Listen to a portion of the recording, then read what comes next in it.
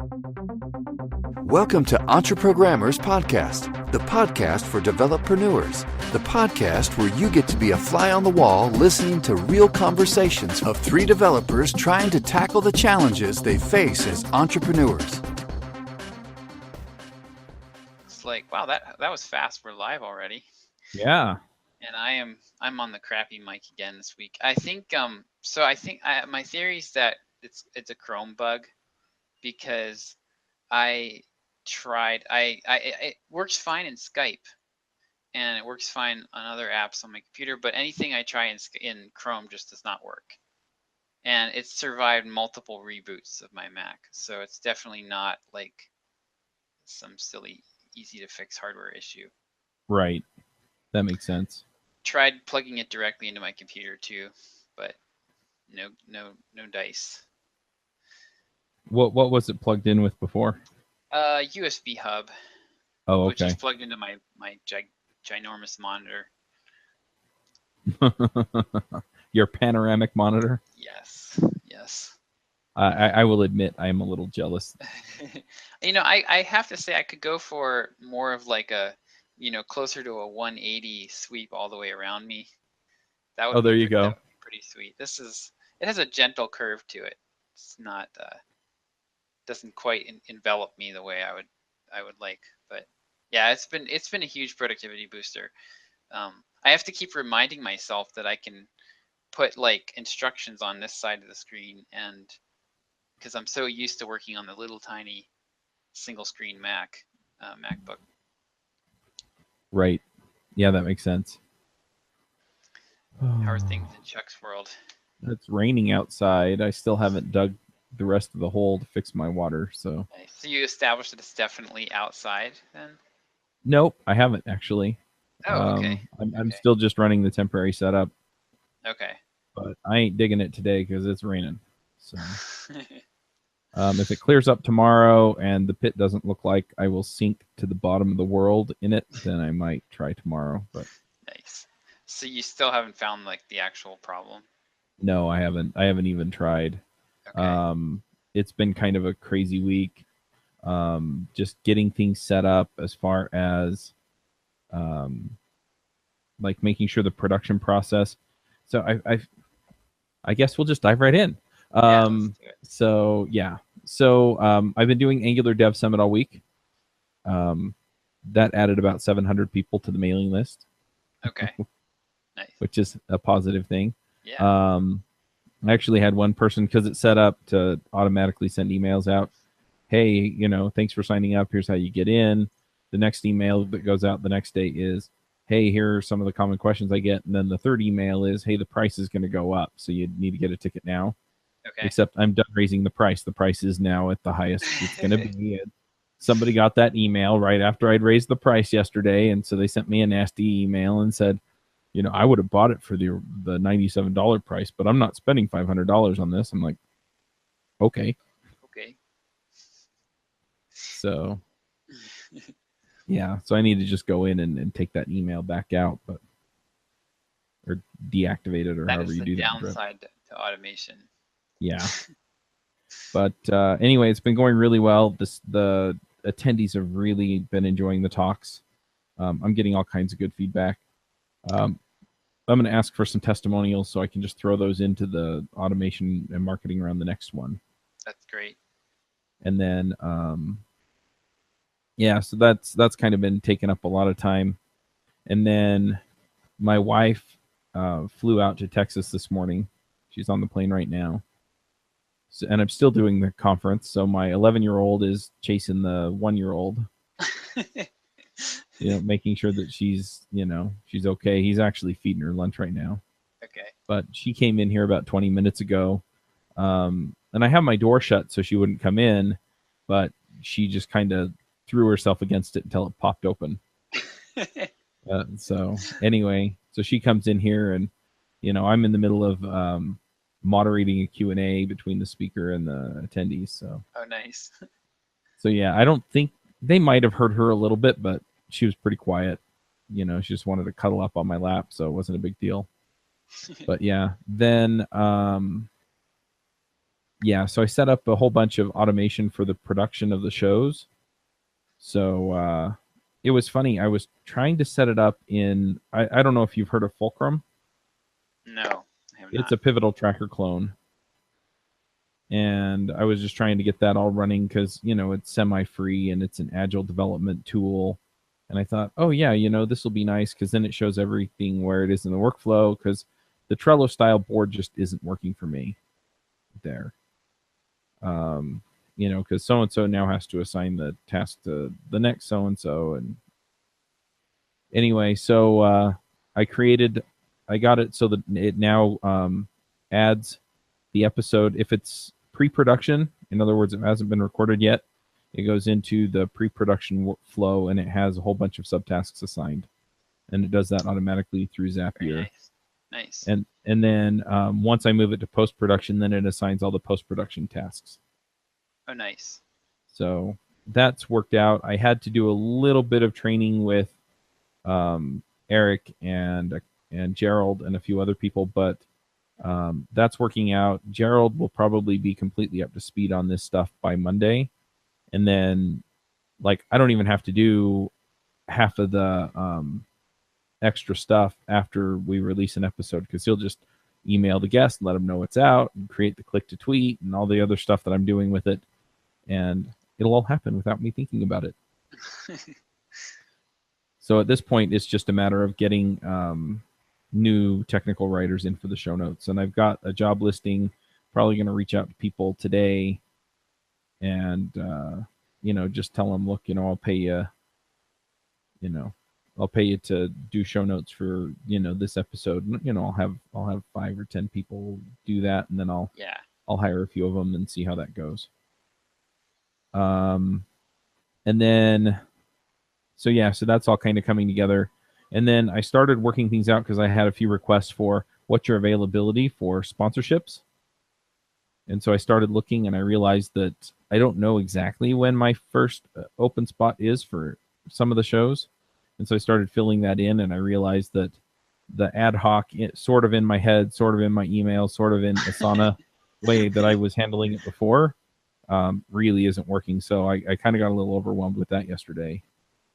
So I'm trying to just get that handled today so that I can email out and get, get people to renew their sponsorships if they're going to do that. And then I can reach out to some of these folks and say, okay, here's the first opening, right?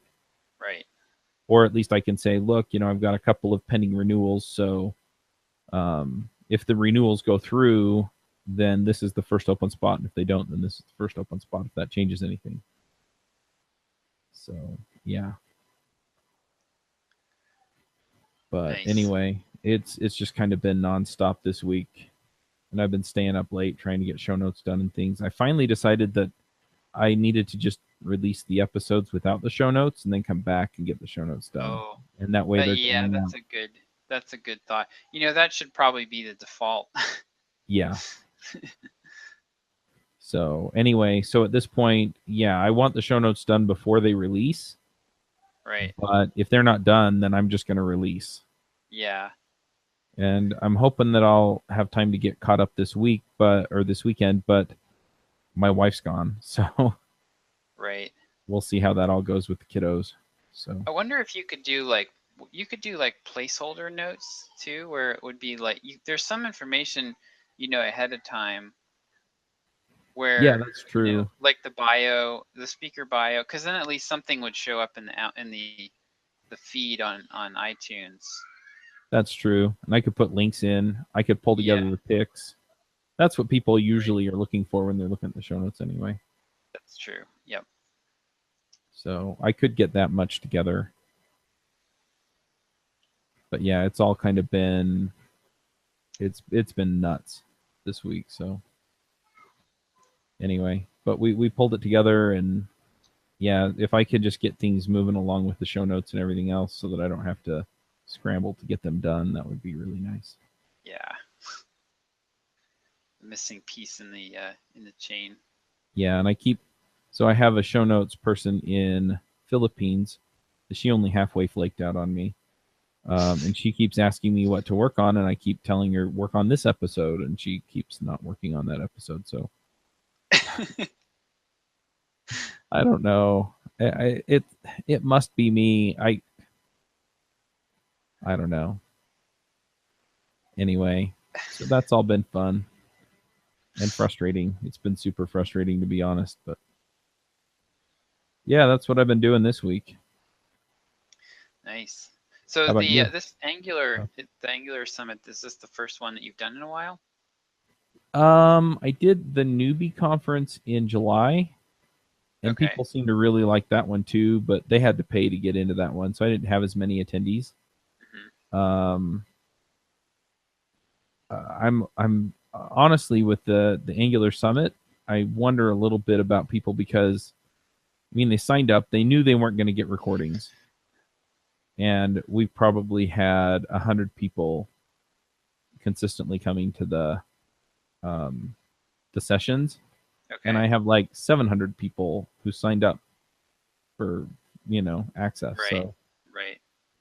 I don't know. I don't understand that at all. It's like, okay, well, maybe there's just one talk that they want to hear. But anyway, Yeah.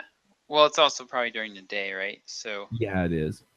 I mean, I've seen on webinars. So well, like, okay, so for example, we had 1,200 people sign up to be in the Facebook group for the book launch, Uh-huh. and by signing up for that group, they were committing to write a review for the book. Right.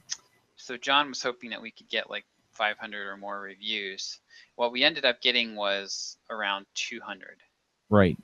So about a fifth of them, or no, 1/6 of them actually came through and did what they said they were going to do. So 100 out of 700 on the webinars. That sounds about Yeah. that sounds about right.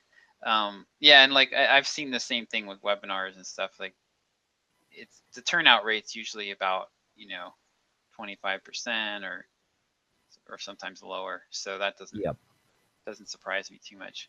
Especially with an No. event like this, it's a rolling thing, so people will jump in and jump off. Mm-hmm. Yep. That's been interesting. I did send an email out on Wednesday, and I basically I tagged the people who had attended as having attended in Drip. Okay. And then I basically told Drip, send this to all of the people who signed up for the conference, except for the people who have attended, and just said, hey, you missed out on these talks.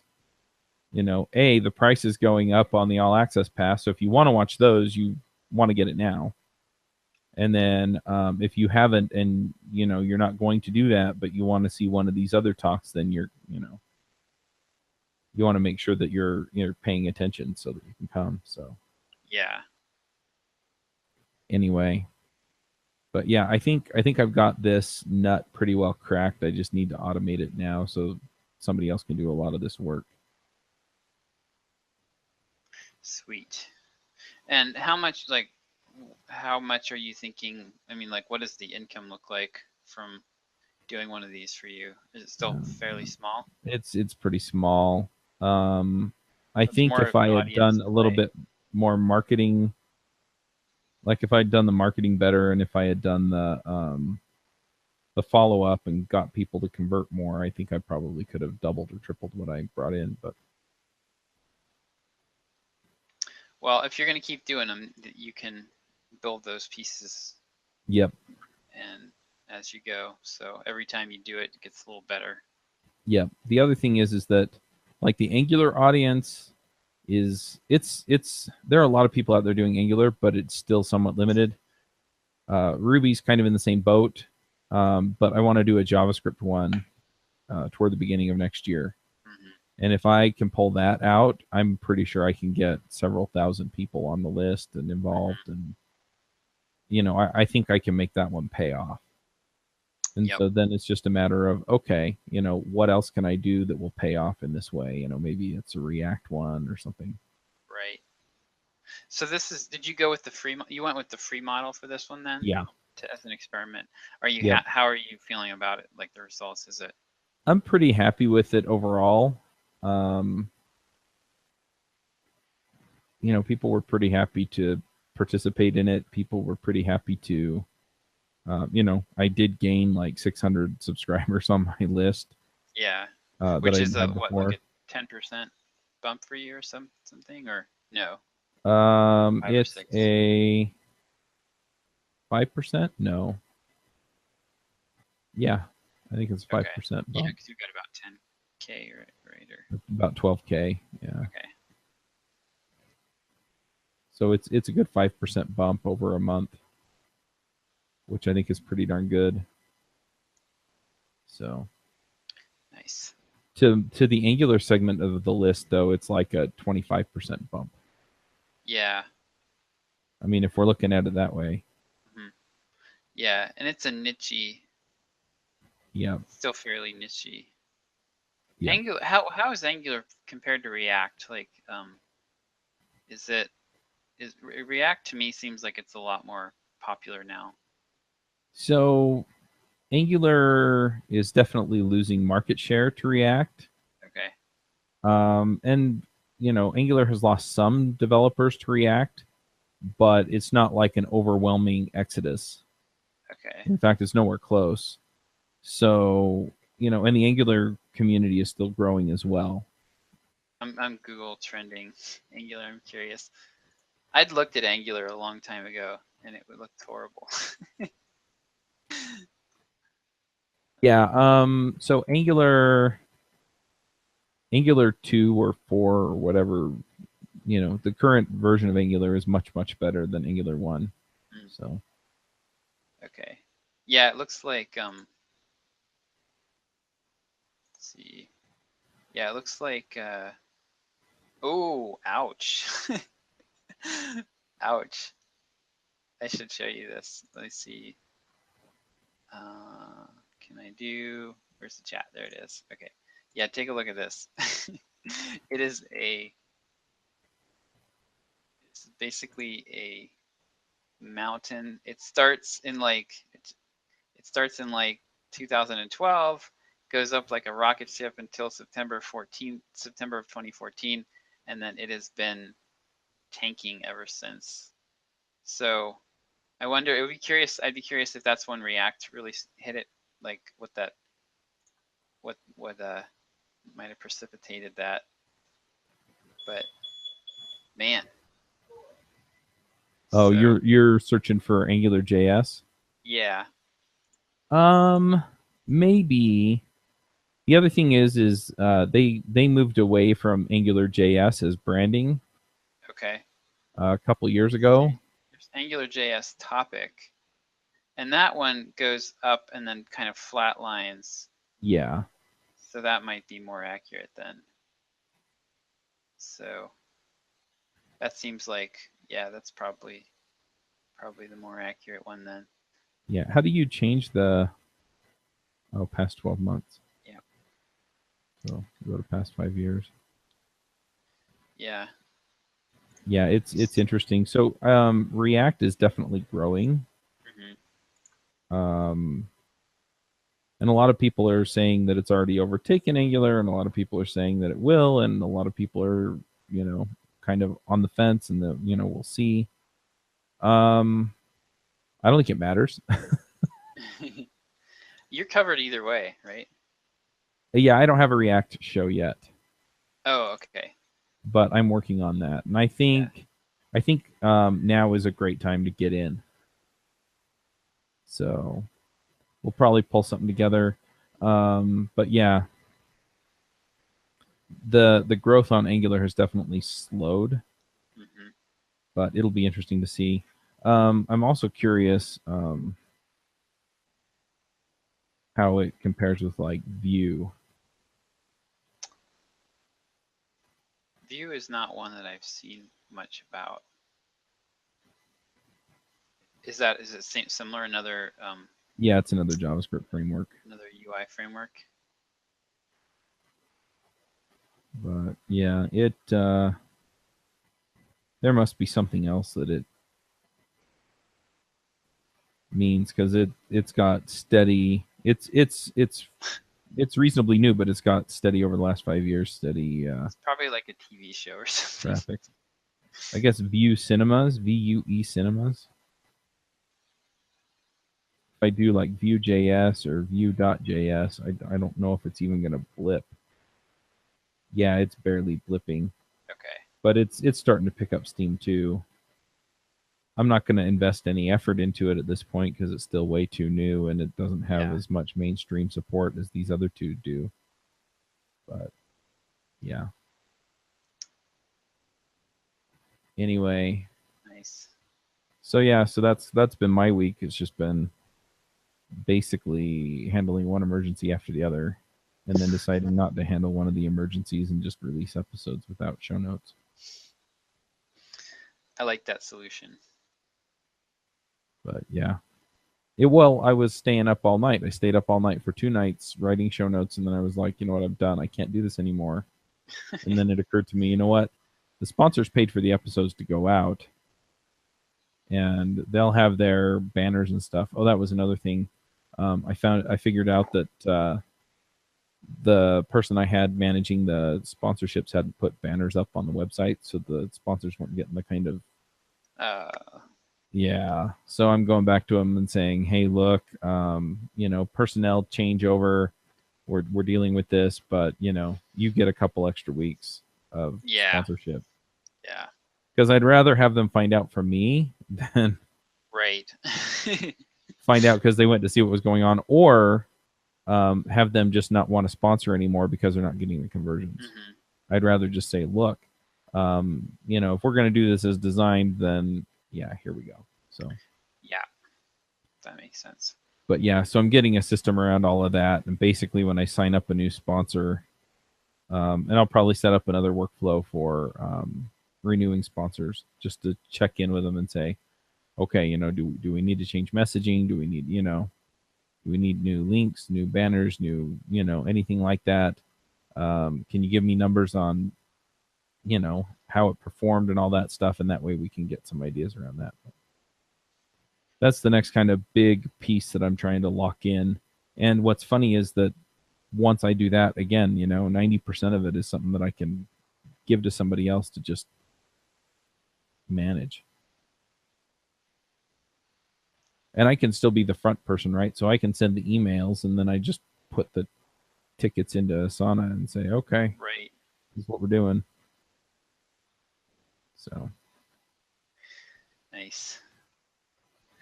Well, this is my last week without John. Where is he now? Is he still in Italy, or is he somewhere? I think he was in Venice this week, and I think he's flying home now. So okay. Yeah, so he'll be hopefully back up and running next week. So yeah,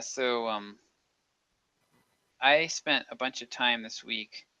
Well, I basically put a lot of thought and focus into the sponsorship side of things, because right now we're probably around $8,000 a month in sponsorship. Mm-hmm. And I really think that we could be at 30 if we had a good queue of sponsors lined up and things were really cranking, because we've got like 5 different channels. Like we got the podcast, the YouTube channel, the email list is the most popular one by far. That's what people are most interested in. The Mm-hmm. website and social, and there's a lot of room on each of those because we're doing a ton of content. So I looked back at our customers, and I realized something interesting, that basically, so total we've generated in the last year, I think around 65,000 in sponsorship income, and basically 90 or 95% of that came from 2 sponsors, and then the rest of the sponsors we've had were like useless. Like we got $500 or $1,000 from them. And I realized, so I went in, I did some research on LinkedIn about the companies that were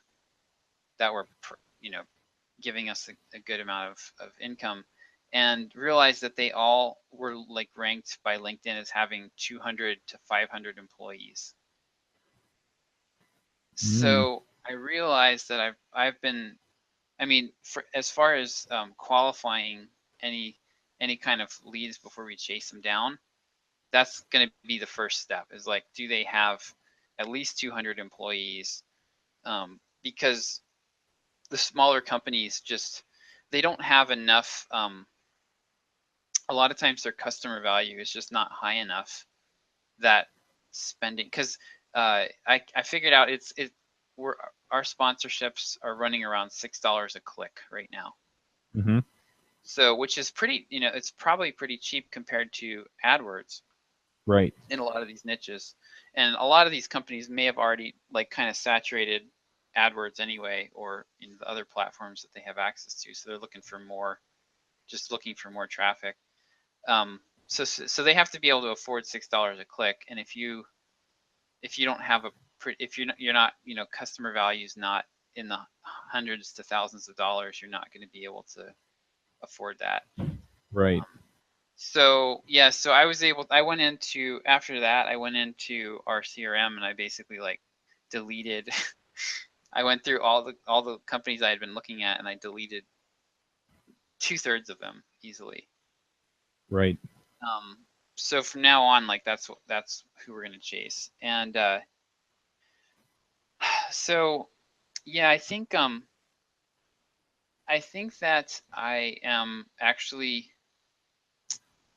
going to be part of the problem why I've been having such a hard time wrapping my head around how to manage all this stuff is that not having a sales background in like this sort of pipeline driven approach.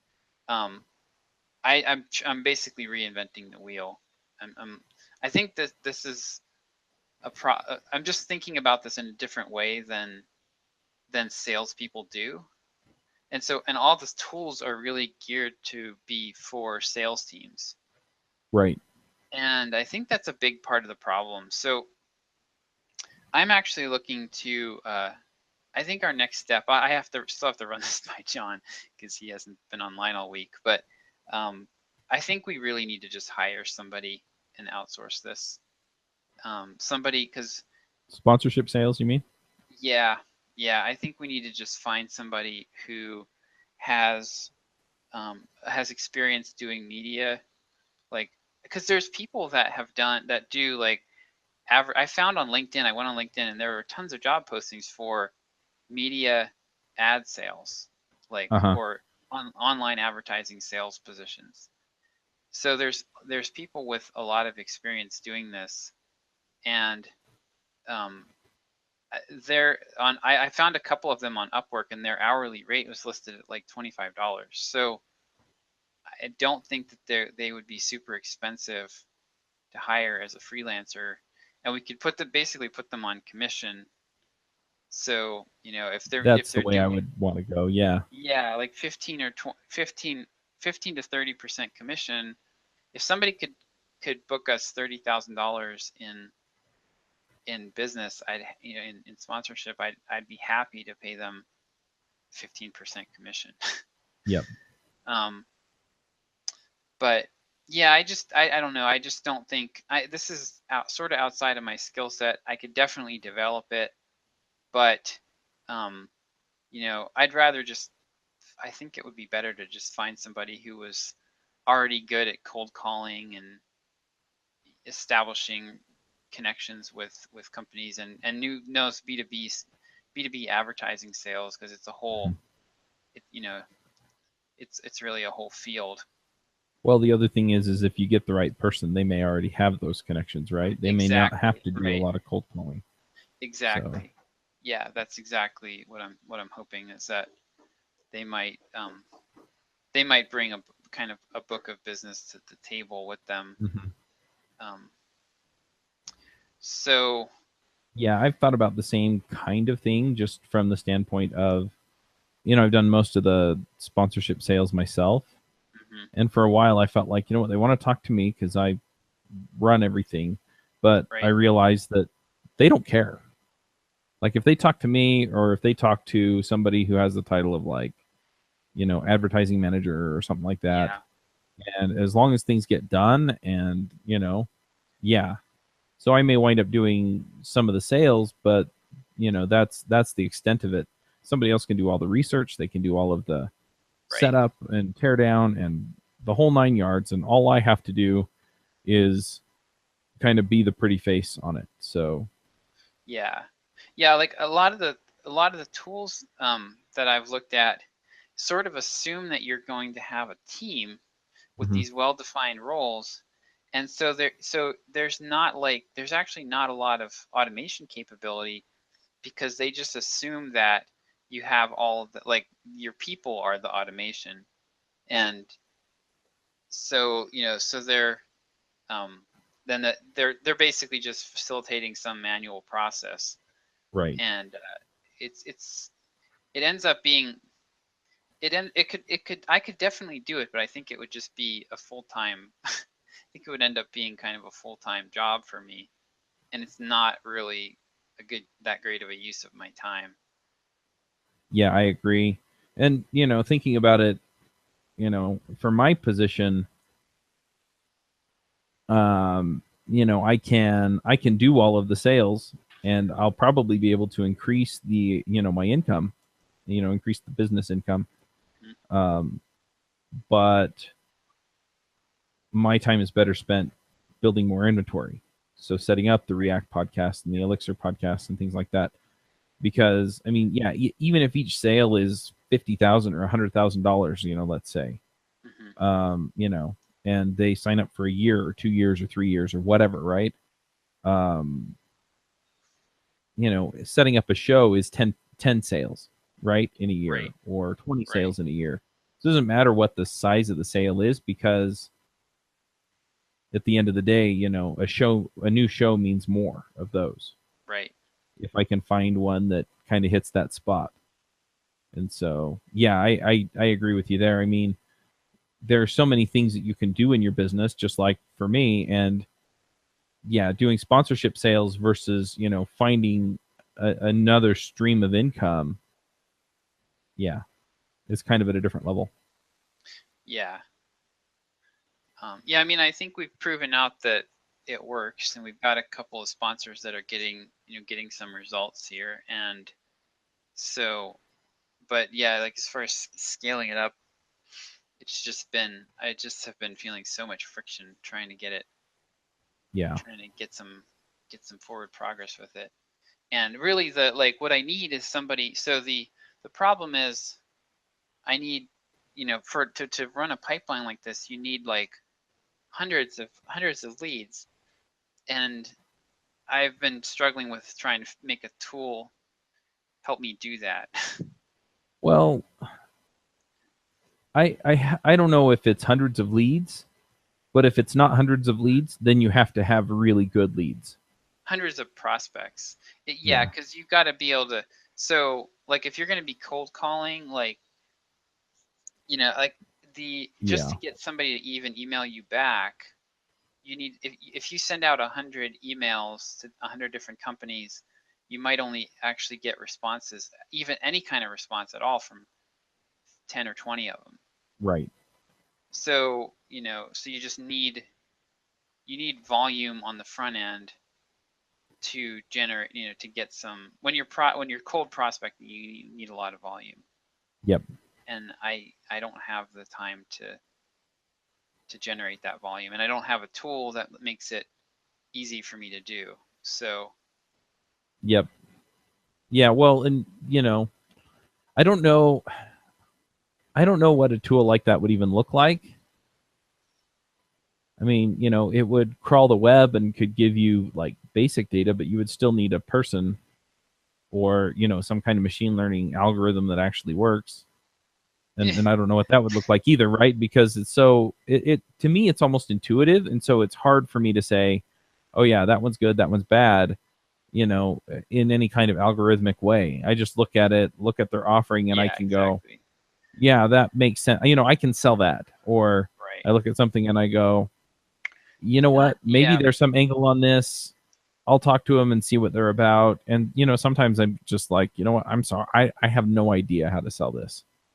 Yeah, I'm not even looking. I wouldn't even be looking for something to automate the actual finding of companies. It's more like, because I think that's something that a person probably needs to do. Mm-hmm. But what I really need is like a flexible, the flexible top-down view of where everything is, and something that makes it easy to manage, like creating next action type of, due Right. dates and next actions and that type of things on to keep everything moving.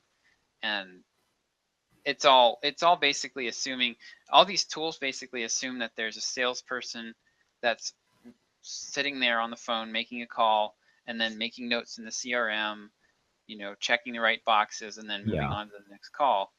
And I can't do that. I need something that can do that like 1,000 times faster. Yeah, I completely agree with you on that. When you said that, sitting there and entering this information into the CRM, yeah, that I totally agree, because yeah, it's a time killer. It just sucks Yeah. all that time out. And if it was something where, especially if they're like an email follow up, right, on a certain interval, which is kind of the way that I do things. Yeah, that's what I'm doing. Is I'm going into my CRM, I'm typing up the email, making a few notes in it, and then setting up a new task to follow up. And that Right. sucks. What I want Yeah. is I want an interface that will, where it'll just pull up the next person I need to email, maybe show their history or something on the side. And then I just type out the email, it sends it, it keeps them in the follow-up sequence. And then if they email me back or anything like that, then it kind of, suspends that until I decide what automation it needs to go to next. Yeah. Yep. There's nothing. I haven't found anything that really hits the nail on the head. I just need to build my own CRM. Run away! Don't do it. What's funny is that I have been thinking about like pulling together a course that would be, here's how to build a single page app with Angular or something, right? Mm-hmm. Because I think people would pay for that. And then at the same time, I would kill the other bird, which would be, it would be this CRM automation tool. But yeah, I've been using Blue Tick for a lot of this too, but it just doesn't do what I need it to. I mean, I can set somebody up on a sequence and it'll do all the follow up that way, as long as Right. there's something else in the sequence. But yeah, for ongoing follow up, it just doesn't. I realize that's not my biggest problem. Like my biggest problem is being able to see the status, see at a glance the status of all. What I'd love to do would be to take Trello and like mash it up with a CRM. Right. To where like and oh man, I mean like HubSpot is kind of does this, but it's so Trello is nice because it's so free form. Mm-hmm. And you can you can kind of use it however you want.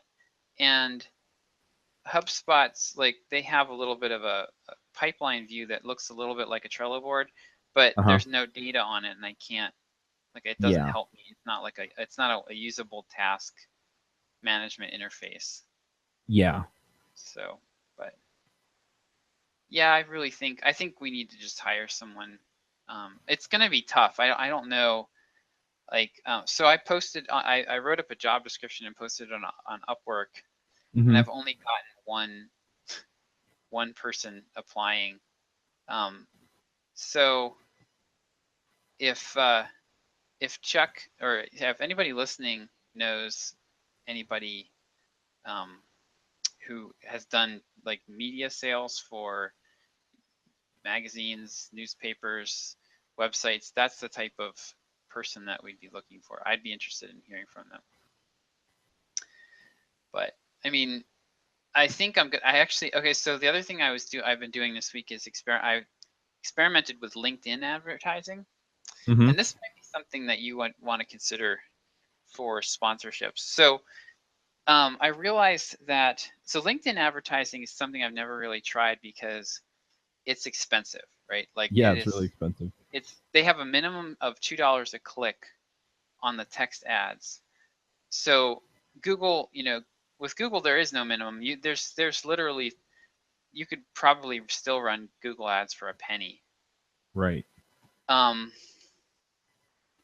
So, but yeah, they have a minimum of $2 a click, which means that you need to be selling something that's really expensive in order for that to pay off. And I've never really thought about it because like our courses and stuff they're not profitable enough to where we could do that. But if a sponsor is worth $20,000, well, $2 a click now doesn't sound so bad.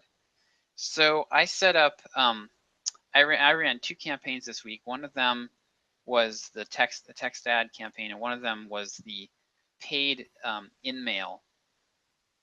And I was actually like, the paid in-mail is really interesting. So I created a campaign. I was able to target it at companies that were at least 200 employees who were in the IT space. Like I basically took the avatar of our best customer, and I just used that to base the targeting. And I was getting, so with the in-mail ads, I was getting like a 60% read rate. Oh wow. And I was paying $2 a click to have them go to view our sponsorship page. Oh, that's not bad. Because No. I can imagine, let's say you have 500 companies that it sends it to, and you have, 100 of those click it. I mean, that's $200 to pay for the advertising, but you land one and it pays for itself. Yeah, exactly. So yeah, so I don't know. I'm gonna let this run for a while. I have not gotten any. The engagement stats look pretty compelling.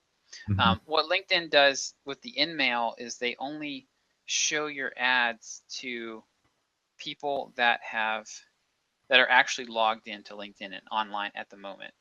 So it's not like you're just blasting in-mail out to everyone. It's like these people are actually online, so they're going to see some kind of notification. Right. And so and then they also limit it so that you can only get a sponsored in-mail message once every 60 days. So it's not like you're competing and against, they're not getting flooded with these things. So it's nice. of a novelty. Yeah, so basically it costs about 75 cents to send a LinkedIn in-mail, and then I was getting a 4.5% click rate over to my sponsorship page. So that might be something for you. That would be worth looking into. It sounds like it's worth trying, just seeing what happens. But I'm thinking actually that I might use that. I might actually try using the in-mail messages to go prospecting for a sales guy. Basically try to, I'm sure I could narrow it down by job title or something, and maybe get them to watch a video or something that explains what we want and make them jump through some little hoop of a short application or something. Yeah, there are people out there that do podcast advertising, that's what they do. And I can introduce you to a few of them as well. I'd appreciate that actually. It seems like there's like a lot, it's pretty easy to find people that have like some kind of marketplace or store where they're selling like buy sell ads, where they're selling like really cheap cheap access, cheap sponsorships. But right. yeah, I definitely would be interested to hear from it's worth a shot. Yeah, I'll put you in touch with some of these folks. Cool. Yeah, I'm pretty much just like tapping my network at this point and asking around, and but yep. So that's the most interesting stuff I've been working on this week. We also have we have this publishing deal. We're licensing deal that we're working on with, there's a company, I think I won't say the name right now, but there's a big company that has content that is available for, they license and redistribute content to companies for like as like a corporate education program. Mhm. And they are huge. Like they have like well over 1 million users. They're like, they work with Fortune 500 like big, you know, the U.S. government and Fortune 500 companies to do like their IT training and stuff. And so we're finalizing with them a deal to license out the complete guide or complete software developer's career guide. So that, and then they also want to license the podcast. So, and we get, well, basically we get paid on consumption. So if somebody downloads the book and reads half of it, we get paid based on the number of pages they read. Huh. So that could be, it's just one of those things where it could be nothing or it could end up being pretty huge for us. So I've been scrambling around getting details pulled together to make that happen. But that'll be happening, I think next week. Should be going live. Cool. So, yep. Interested to see how that goes. Yeah, me too. And then John will be back next week, and we're gonna just dive. I think we're gonna dive right into working on the audiobook, getting that done, launched. Doesn't that mostly involve John standing in front or sitting in front of a mic for long periods of time? It's going to be about 20 hours of audio. And then, well, that's assuming he doesn't do too many side rants, which he did in the other book. But yeah, we're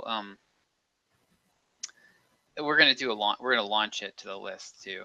So there will be a nice, decent sized marketing effort to go alongside it. But I'm thinking that will probably double our book revenue. I think the audiobook will be at least as popular as the print. Nice. In Kindle. Yeah, I almost exclusively consume audiobooks when I do books these days. So yeah, I'm about 50-50. I usually have at least an audiobook and a Kindle book going at the same time. Yeah, I've got I'll usually listen to a book, and then if I feel like I either need to get the Kindle book to dive into it deeper, or it's kind of hard to reference or search the audio. Yeah, exactly. But yeah. So. Yep. Anyway, I got to push us toward thoughts because I have another talk coming up in 10 minutes. Makes sense. And I probably need to grab something to eat before. Okay. Well, I think mine is going to be. This is not universally true, but in marketing, when someone tells you, "Oh, it'll work, just give it time," they're almost always scamming you. Mm-hmm. That's been my experience. So the whole like, oh, you need to this just needs to gain momentum, or you just give it time and give it a year and it'll work.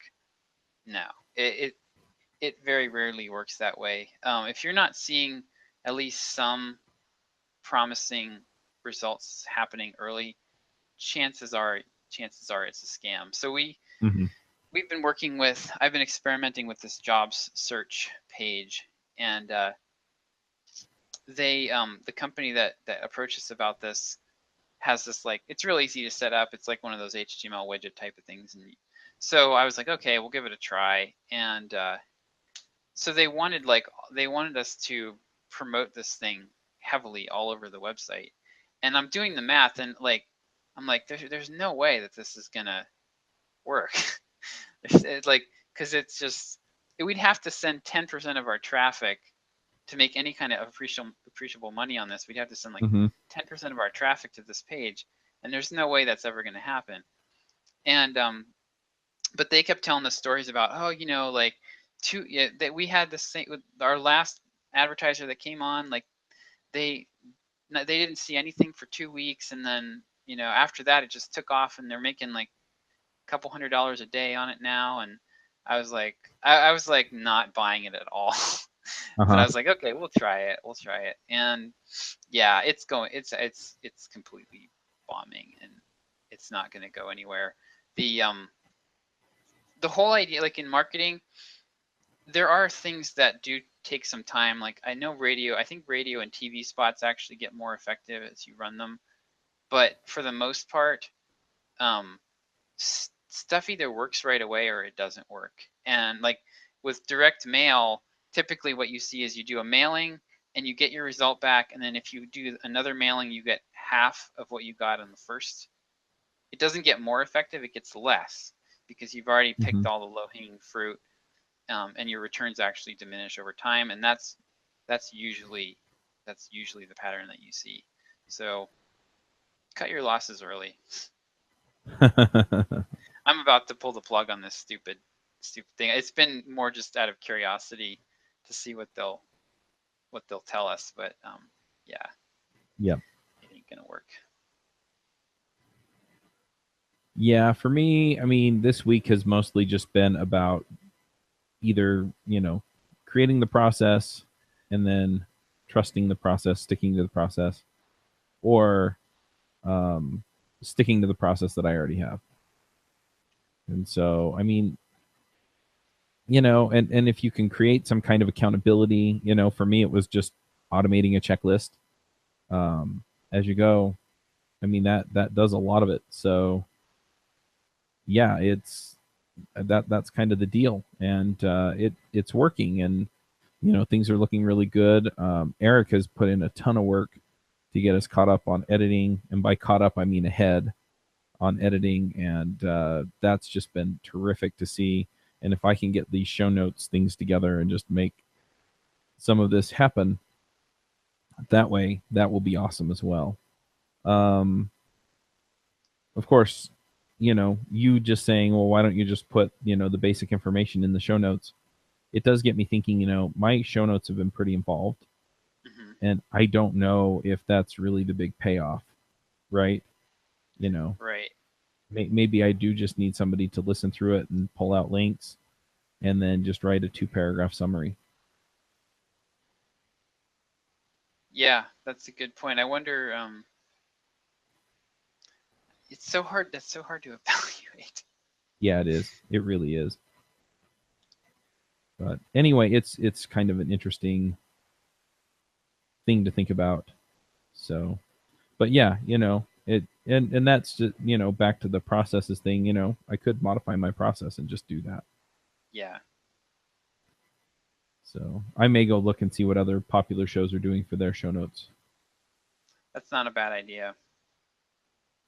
Because you basically have been building like an index/summary of the whole episode. Yeah, and I just don't know if I need that. If people want that kind of information, that they can listen to the show.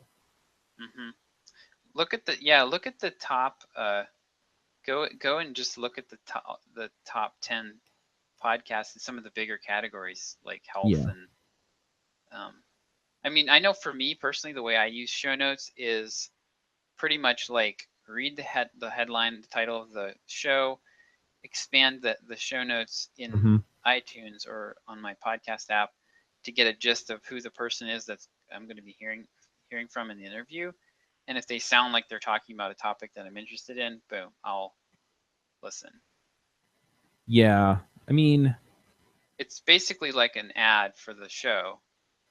Yeah, and that's what I'm thinking is, I've just been doing the show notes this way because that's kind of where we evolved to. But the more I think about it, the more I realize that, yeah, I mean, the show notes are primarily there to get people to listen to the episode. And so if I can say, here's who the guest is and here's what we talked about, so basically 2 paragraphs, one for each of those things. And then after they listen to the show, it's where's the link to that thing that I heard about. Yeah. And so if I can put those links in, I think there's a payoff there. Look at Tim Ferriss's podcast. That would be a good one to look at. But yeah, I tend to agree with you. It's an ad, and And then like the things that can't come across well in a podcast are things like links. So Yeah. Is anyone really going to read 500 words worth? The way you've been doing it has been more like a reference. Yes, and I don't know that people are really gonna. Yeah, I don't know that people are really gonna look at it that way. The other thing is that, yeah,